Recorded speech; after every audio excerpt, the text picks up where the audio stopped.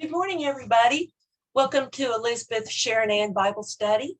I hope you had an amazing weekend. I did. I know it wasn't a good one for some throughout our world, but we'll talk about that in a minute. Right now, I'd like I say, this is Elizabeth Sharon Ann Bible Study. We do the 1 Year Living Bible every morning at 8:30 a.m. Central Standard Time. So if this is the first time that you got on here, I just welcome you and ask you to say hi, like it, put a message in the chat so we can connect with you. Go on to YouTube and subscribe and like that page too. And so put your praise request, put your praise request. Well, we want our praises, but put your prayer request and let us join you in praising for healings, for something that God did to touch your life. And it doesn't have to be huge. Maybe you just got through the day that you didn't know you were going to be able to get through it. Just find the things that you can praise Him for. So I said I had a great weekend. It was my husband's birthday weekend. We had several birthday dinners. We had a cookout, and my grandson's graduating. We went to church with them to watch them honor the seniors. And then I got home and turned on the TV, and I thought, wow. There were shootings throughout our nation, and there is all the time, but the ones that you see, that they put on the news, that is, the people just going to the grocery store in New York, the people that was at church in California, the people that went to the NBA game. We need Jesus, folks. We need to get into the Bible. We need to read His Word. We need the truth. We're going to talk about the truth today. We got to get connected with people. Do you know your neighbor? I know all of my neighbors. So there's some new neighbors be moving in that I don't know yet, but I will meet them within a week of them starting to unpack their boxes. But I think it's so important to get connected and just start building a relationship. Good morning, Jana. Good morning, Ann. So glad y'all are on here with me today. So like I say, we've got a great Bible study today. We're starting in 1 Samuel 18:5, and we'll go through chapter 19. So before I get started in just jumping into it, I just pulled out a few things I want to just start with. Now, there's some repetitions that's going on in chapter 18 that I thought was cool. I want you to be aware of too. It mentions David's success 4 times. In verse 5, 14, 15, and 30, 4 times. It mentions God was with David 3 times in verses 12, 14, and 28. It mentions love 5 times. I didn't count that one. In 1, 16, 20, 22, 28, it mentions Saul's fear 3 times, 12, 15, and 29, those verses.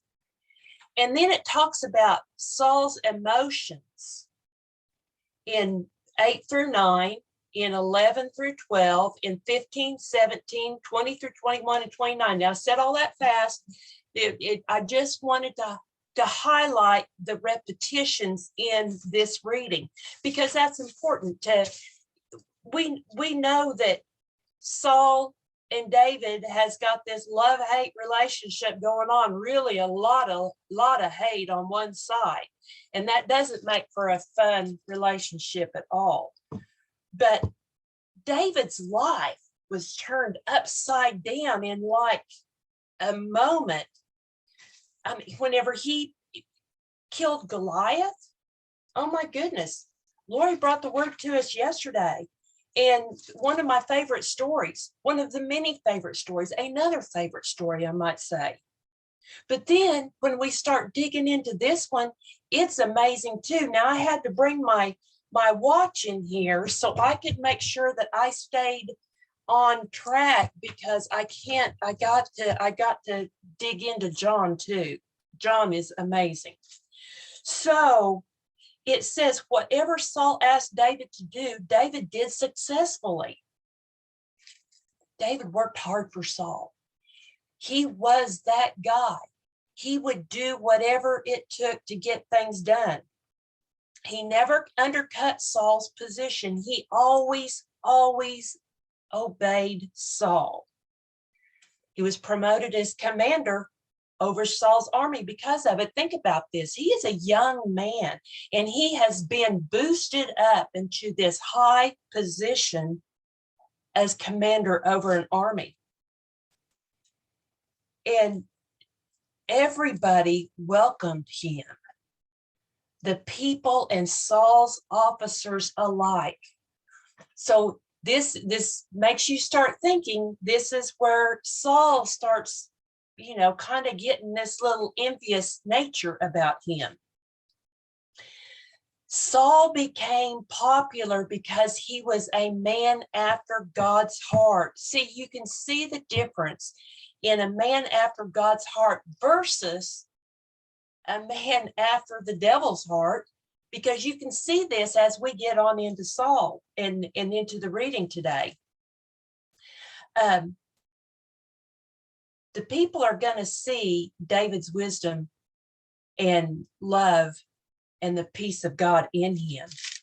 So when the victorious Israelite army was returning home after David had killed the Philistine, women from all over the towns came to meet him, and they sang and danced. And they started singing the song, Saul has killed his thousands and David his 10,000s. Man, and Saul is getting angry. Oh man. He's so jealous of David's success. We saw whenever he first was told that he was going to be king, that he hid. And he's angry because somebody else is getting successes. I think because, he didn't apply himself, but maybe once or twice. The crowd praised David. But for Saul, it wasn't enough for them to say he did thousands where he had 10,000s. So he says next they'll be making him a king. So from that time on, Saul kept a jealous eye on David. This is the vice of envy. When that little envious spirit comes on you, me, whoever it is, if you don't send that back to the pits of hell where that belongs, that is gonna grow. And that's what happens with what's going on with a lot of things in our nation today. A little bit of envy becomes a desire, that becomes a want, that becomes a need, that becomes, I'm taking it, it's mine, I deserve it, and you don't. So the next day, a tormenting spirit from God overwhelmed Saul. Now we saw this in 1 Samuel 16:14, where the distressing spirit was first mentioned. And David was playing the harp as he did every day. Saul had a spear in his hand. What a contrast. David is playing praise music. Saul is holding a weapon. And I thought this was amazing. Suddenly he hurled it at David, intending to pin him to the wall, but David escaped him twice. Twice, folks. I have always read that. But I've always, I didn't ever focus on twice. Would you think that you would sit there again after he missed you? David sat back down. Let me tell you, he knew he needed to be there to help calm Saul down with his music. It was all about God with him playing music there. He knew he was in danger with the first throw of the spear, but he now had to trust God, because he's sitting there again. And so twice he escaped being pinned to the wall. And here in verse 12, it says, Saul was afraid of David, for the Lord was with David. Remember, I said the Lord was with David 3 different times. I mean, this is emphasized. I went through and I highlighted all of that. And had turned away from Saul. So finally, Saul sent him away and appointed him commander over the 1,000 men. 14, it says, David continued to succeed. He continued. Whenever God opens that door for you, it can't be shut. And so with all of the calamities, with all of the bumps in the road, with all of the challenges that David had, God's with him and he succeeded. See, that's a lesson for us today. Don't just stop and just throw your stuff down and say, I quit because this is hard. Everything is against me today. I can't do this anymore. That's the time to get down and have your talk with Jesus and say, hey, I need you today. I need help. Jesus, I need you. 14, David continued to succeed in everything he did, for the Lord was with him. In 16, Israel and Judah loved David because he was successful at leading his troops. Man, I've got 100 million notes here, and that's a tad bit exaggerated, but it feels like it. And then here's another point I wanted to make, is Saul saying to him, I'm ready to give you my older daughter, Merab, as your wife. But first you must prove yourself to be a real warrior by fighting the Lord's battles. See, he's acting like, I want to be your father-in-law, I want you part of the family. But he's really not. He's really not. For Saul thought, I'd send him out against the Philistines and let them kill him rather than doing it myself. Oh, so let's fast forward a few years and think about, did David remember this whenever he had Bathsheba's husband Uriah killed? See, Saul was sending him out into a war, hoping he would get killed. Just kind of wonder, did David remember that? Was that a thought planted in his mind? I don't know. David's humble heart says, who am I? And what is my family that I should be the king's son-in-law? So, see, this was no gesture of kindness on Saul's part. He wanted him to be killed. Let me go on down, because he gives that daughter to another man, and then, oh my, Saul's has another daughter, Michal, I think is what I've heard several different ways to say this today. I've listened to several commentators. And so she fell in love with David. Now, she fell in love with what David looked like, his successes. I don't really believe she fell in love with his heart. But here's his chance again. So Saul says, you can become my son-in-law. You can, I'll give you a second chance and you can marry her. But what I want you to do, because you don't have any money, basically, is my bride price is 1,000 Philistine foreskins. Now, what a challenge. So that was like manipulative and designed to be difficult.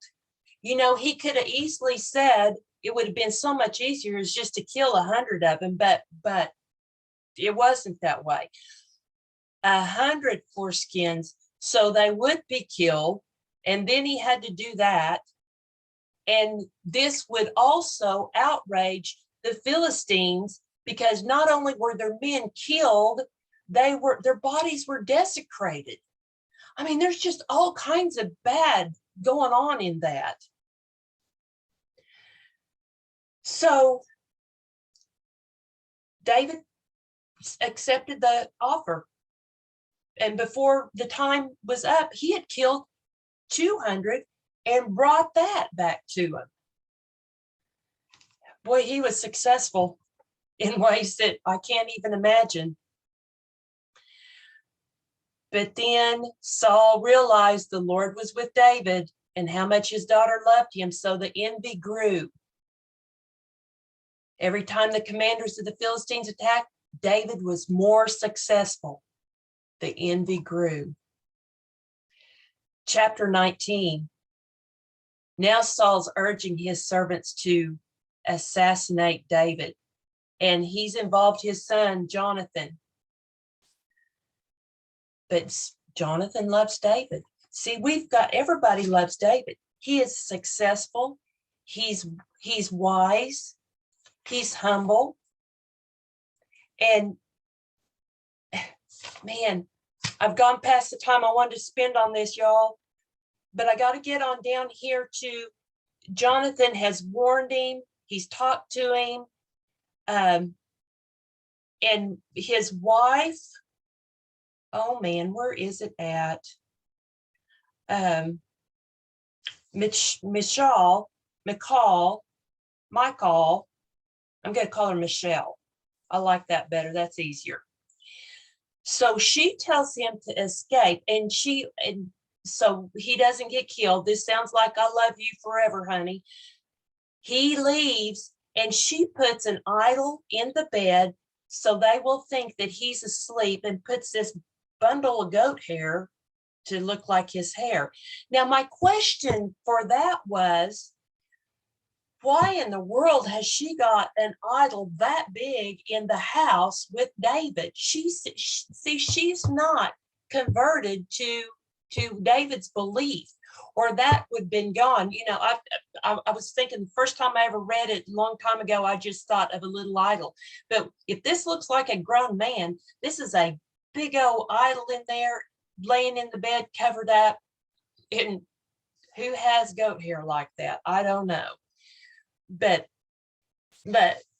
as I got down through this, I'm reading it, and I'm seeing so many things that has popped up out of this.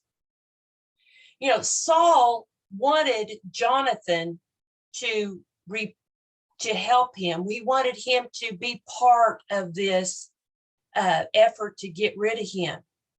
And you know, so like for us today, is it ever all right to disobey your father? Is it ever all right to disobey your employer? When you're supposed to obey, right? But if it is immoral, illegal, or unsafe, and you know, use your Bible as a reference, because everybody has sin in their life. There are times that we have to, that the Word of God takes precedence over everything. The principle of obeying and honoring your parents is in Ephesians 6, 1-3. It's the biblical principle, and it falls under God's law. So we are to submit to God's order of authority. Jonathan refused to help his dad, but he helped David. In Acts 5:29, it's talking about Peter. It says, then Peter and the other apostles answered and said, We ought to obey God rather than men.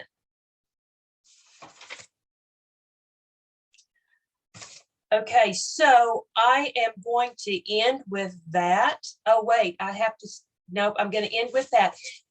Read this. You're going to see a parallel between Saul trying to kill David and then the religious leaders trying to kill Jesus. It's there. It's amazing. Now I want to get into John 8:31 through 59. And before I start that real quick, I'm going to read my devotion because it all is so connected today. And it's so pertinent for what our nation experienced over the weekend in the sadness. Jesus, my shepherd, your word assures me that there's no condemnation for those who belong to you.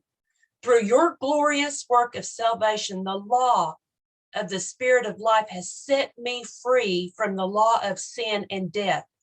This radical freedom is my birthright as a Christian, but I admit that I struggle to live free. To walk along the path of freedom, I must keep my mind firmly fixed on you. Many voices proclaim this is the way you should go, but only your voice tells me the true way.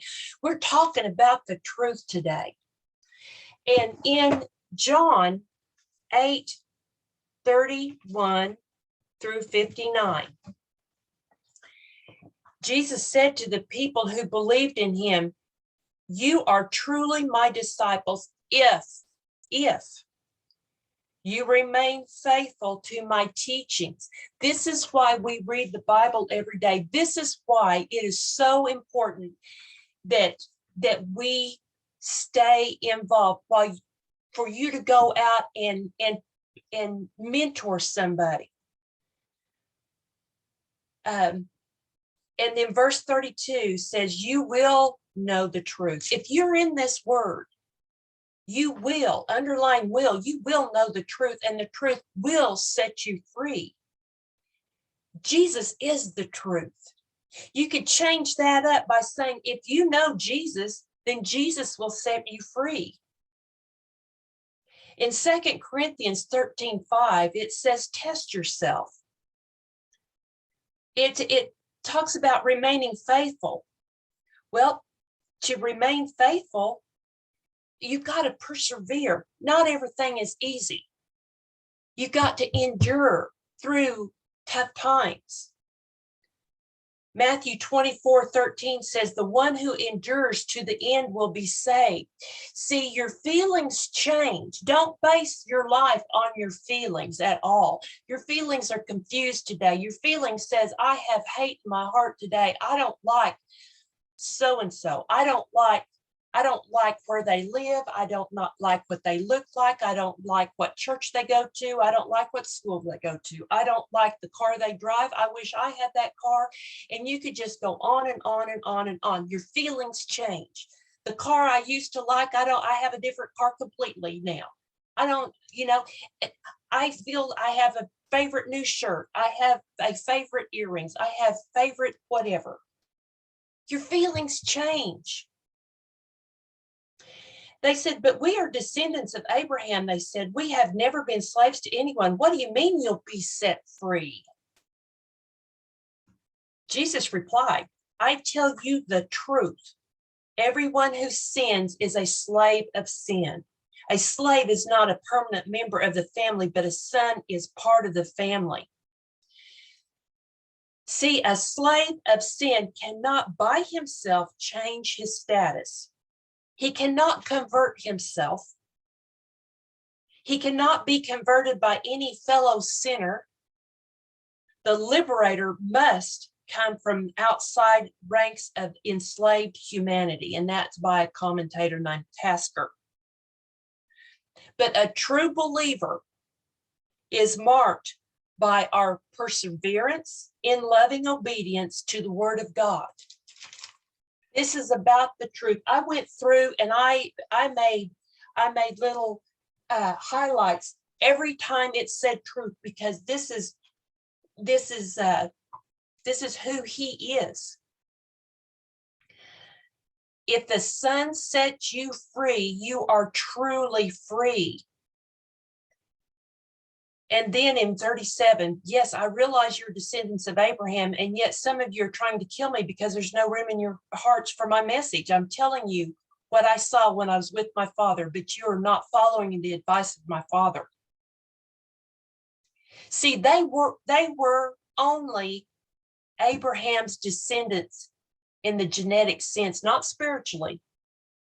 If they were spiritually, then they would not have been acting like this. It's just like just because you are doing the same thing, your parents, your grandparents, you go to the same church, you're a member of that church, it doesn't mean that you know Jesus. Your connections don't make you a true child of God. The Word of God ought to have an inward place. It ought to have a place of honor, a place of trust, a place of rule, a place of love, and a permanent place in your heart. And then they replied, we're not illegitimate children. See, they're taking another stab at him. Another stab at him. Because they're just not totally convinced that, God's his father. They said God himself is our true father. See, Satan used their stubbornness, their pride, their prejudices to keep them from believing in Jesus. That's what's happening today. Satan is using people's stubbornness, pride, and prejudices. Why do you think there were shootings all weekend long? You could pop that into every one of these things that I just mentioned: stubborn, pride, and prejudice. They're believing in the wrong one. For you are the children of your father, the devil, and you love to do the evil things he does. Now, Jesus is the truth, and Jesus is love. What is the enemy? Satan. He was a murderer from the beginning. He murdered mankind in the beginning with Adam and Eve. That temptation that he did in the garden was his act to kill mankind. He hated the truth because there's no truth in him. The actions and attitudes of these leaders clearly identified them as followers of Satan's. They were Satan's tools in carrying out his plans. They spoke the same language of lies. This still is Satan's plans today in obstructing God's work. Don't let Satan use you as a tool today to harm somebody else with your words or with your hands, because you are following the father of lies, the murdering father. You're not following God. You're not doing any righteous act. When he lies, I underlined that twice, because Satan lies all the time. He'll throw a little bit of biblical scripture in there because, he knows the devil. He knows who God is. So you can know who God is, but if you don't have God in your heart, you are of the devil. When he lies, it's consistent with his character, for he is a liar and the father of lies. So when I tell you the truth, you naturally don't believe me. The truth is, that is a baby.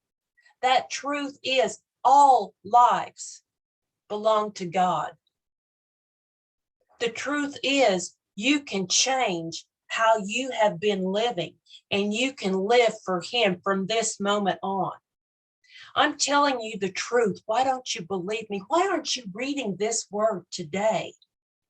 Why aren't you sharing Bibles? Why aren't you inviting somebody into your home so you can talk to them about Jesus? Because possibly there's another young man that has never heard about Jesus. See, my 18-year-old grandson was honored at church yesterday because he's graduating from high school. They had the seniors up front. Everybody got a Bible, a new Bible. What if we made sure that all teenagers got a Bible and started talking to them about Jesus? See, in verse 48, it says, the people retorted, "You Samaritan devil. Didn't we say all along that you were possessed by a demon?" Well, they were talking as harshly as they could, because see, the Samaritans was one of the most despised races of the Jews. And what else can you do? Let's just say you're a demon too. No, Jesus said, I have no demon in me. I honor my Father, and you dishonor me. And though I have no wish to glorify myself, God is going to glorify me. He is the true judge. 51, I circled 51 big time too. I tell you the truth, if anyone who obeys my teaching will never die. Folks, I'm just right at the end of this today, and I meditate on John today. We see if you have your board on the wall that you can write Jesus and you can write Satan and you can write the truth and love under Jesus, and under the Satan you can write lies, murder, deceit, pride, selfishness, envy, lust. The list goes on and on. Look and see where do you fall in this? Do you have any of that? Let's take that out of your life. Let's see what all it's easy to follow Jesus. The other side across that line doesn't want you to, because that's not comfortable. When I walked through a crowd of protesters Saturday that was holding signs up in downtown Norman, I thought, what a sad thing. My family said, let's walk around and don't walk through them because it's not good. I said, no, not me. I'm walking right smack dab through the middle of them, and that's where I went. The truth will set you free. Psalms 112, 1 through 10. And this is my prayer today. Praise the Lord. How joyful are those who fear the Lord and delight in obeying his commands. See, I delight in that. Their children, this is a promise. Their children will be successful everywhere. An entire generation of godly people will be blessed. I talked to my grandson about the evil that happened through the weekend. And do you know your children's friends? Do you know your grandchildren's friends? I always ask their names. I ask them what their family's like. This says they themselves will be wealthy and their good deeds will last forever. Light shines in the darkness for the godly. Oh my goodness, folks. I am over my time, but let me tell you, I've got to end with this. Here's our eternal perspective. Regardless of whether the economy thrives or collapses, God will still be God, and he will remain in control. Our eternity is secure even in the midst of an uncertainty on earth. Hebrews 13:8 says, Jesus Christ is the same yesterday and today and forever. Be doers today. It's easy to feel helpless when it comes to wars and world politics and world news and all of this stupid stuff that's going on that shouldn't be happening, but we live in a fallen world. The Bible promises that prayer is powerful and effective. It causes things to happen that would not have happened otherwise. James 5:16 says, the prayer of a righteous person is very powerful in its effect. So, folks, today, Do something kind for somebody. Let them see Jesus in you. Pray for somebody today. Meet somebody new and share Jesus with somebody. It's the least that we can do in such a fallen world that we live in. But we are blessed because we have Jesus in our life, and we are reading the Bible every day. Come back tomorrow and let's jump into this again. It's just dynamite. I love you, and you have a great Monday, and tell somebody you love them. See you later. Bye-bye.